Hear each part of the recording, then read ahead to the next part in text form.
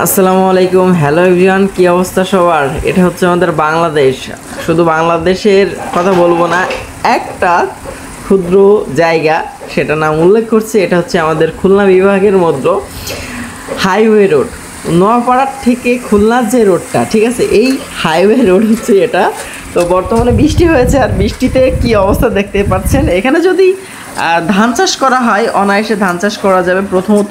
আর দ্বিতীয়ত হচ্ছে এখানে বর্তমানে যে পরিস্থিতি আপনারা দেখতেছেন, এই রকম মানে খুব কষ্টকর অবস্থা নিয়ে গাড়ি, বড় বড় গাড়িগুলো তো যাচ্ছেই, আর ছোটোগুলো তো অনেক রিস্কে। যেমন যারা এখানে বাইক চালায় তাদের জন্য খুব রিস্ক, যে কোনো সময় আছাড় খাবে।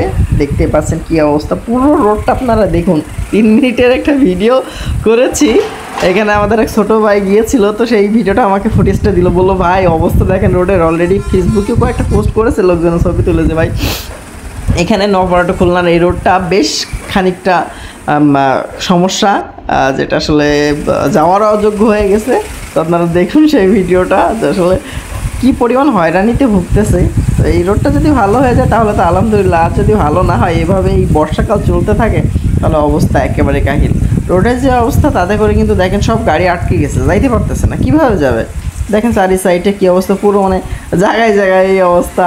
কারোর গাড়ির পাতি হারাই যাচ্ছে, কারোর গাড়ির চাকা খুঁজে পাওয়া যাচ্ছে না, এই সব সমস্যাগুলো এখানে হচ্ছে। আর ওই সাইডে তো পুরো আটকে গেছে। তো এরকম দেখতে থাকুন, পুরো ওই যে বাইক চালাচ্ছে, কত রিস্কে যে চালাচ্ছে। তা কী বলবো, এই রোডে যারা গিয়েছেন তারা আর মোটেও যাইতে চাবেন না, মনে করতেছেন যে ভাই সালাম আলাইকুম, এই রোডে আমি আর নাই, ঠিক আছে। এরকম একটা অবস্থা দেখতে থাকুন কী অবস্থা আমাদের খুলনা বিভাগের এই মেন সড়কের রোডটি।